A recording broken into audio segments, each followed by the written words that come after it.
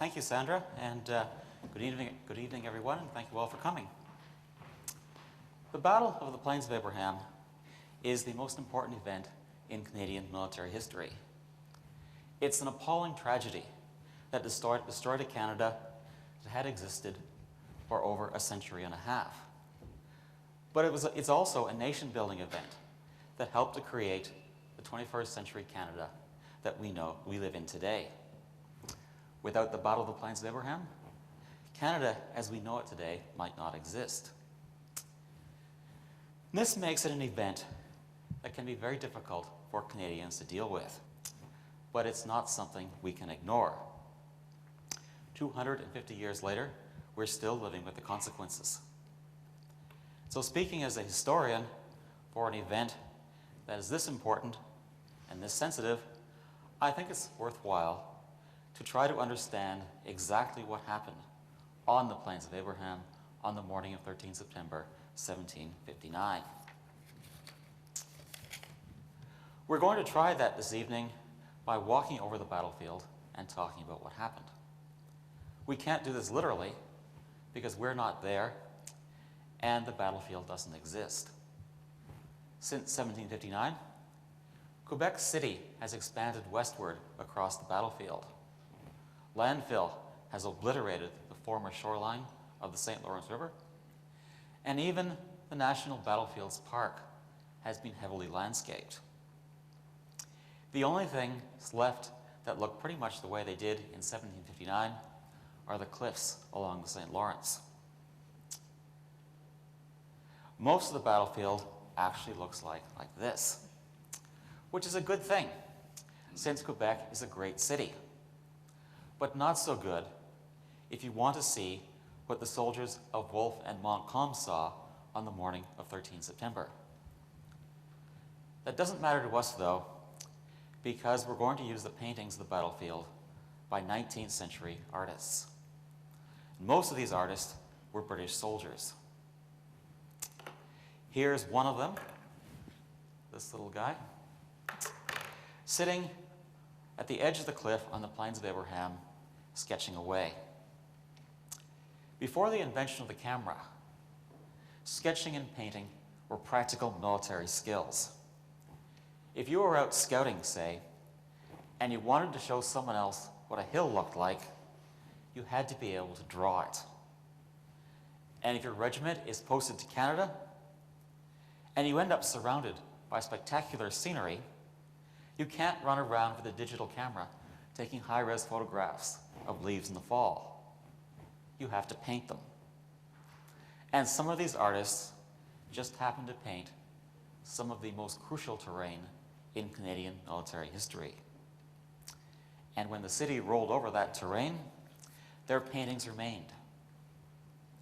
They might have been painted a century after the battle, but the landscape they portray is much closer to the Plains of Abraham in 1759 than anything we can see today. When we look at these paintings, we're going to see scenes of profound peace. Nice trees, nice leaves, picturesque cliffs, romantic rivers. It's hard to imagine that these landscapes were tramped over by troops and soaked in blood.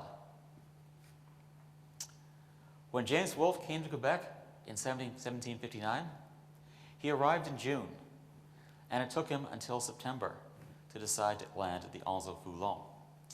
And we'll begin at the beach where Wolfe's army disembarked. If you visit the beach today, this is what you see. The Boulevard Champlain, running across landfill, where the river used to be. But if you've been there in 1759, you would have seen something like this. And this is Wolfe's Cove, Quebec, painted by James Pattison Cockburn, a British artillery officer, around 1830. Wolfe's Cove, as you have probably guessed, is the Anse au Foulon. The British started calling it Wolfe's Cove in 1759, but the name hasn't lasted. And just for the moment, we're not interested in the Anse au Foulon itself, just the beach. Now, Looking at this painting, your first reaction may be, well, wonderful. It's a beach, and maybe not that interesting a beach.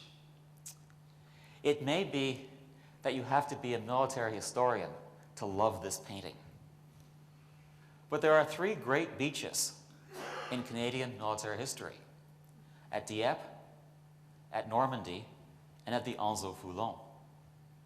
And this is a beach that should be as well known to Canadians as the other two, even though it doesn't actually exist anymore. And I personally am glad to know what it looked like. What's more, the painting has important things to say to us about the terrain.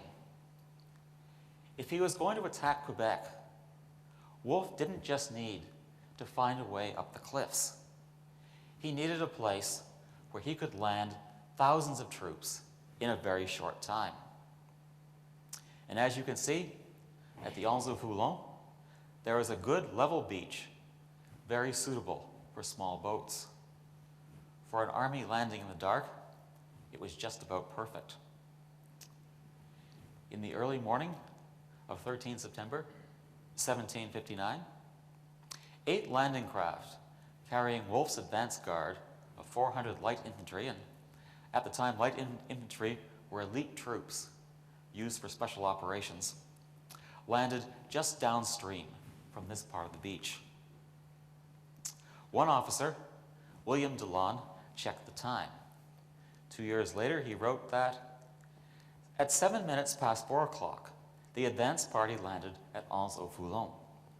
In less than a quarter of an hour, we had assembled and had climbed the height. When he says height, by the way, he means the cliff that overlooked the beach. And you can just see just a hint at the beginning of the cliff here, some more over here. Once the light infantry had taken control of the top of the cliff, the rest of the army landed right here on the beach, whose image Cockburn has preserved. Take a few more steps along the Boulevard Champlain, and you'll reach a set of traffic lights and the Anse-au-Foulon itself. Like the beach, the Anse-au-Foulon no longer exists. What used to be open water is covered in grass. The shoreline here has been extended by landfill and occupied by docks, roads, warehouses, and oil storage tanks. To discover what the Foulon looked like in 1759, we can turn to the art of Henry Richard Charlon Brunet, a captain in the Victoria Rifles, who painted Wolfe's Cove, Quebec, in 1837. Now, if you had been a French sentry in 1759 at the edge of the cliff, and you would glance down at the Anse-au-Foulon, this is pretty much the landscape you would have seen. Looking at the painting, you can see the St. Lawrence River, the Cove, the beach, the headland that forms the west side of the Cove, and a roadway leading up the side of the cliff. It's a very nice little cove. It's very picturesque, but it was also a deadly threat to New France. The British could land here and just walk up this road. Once they reached the top of the cliff, they'd be a 20-minute march away from Quebec.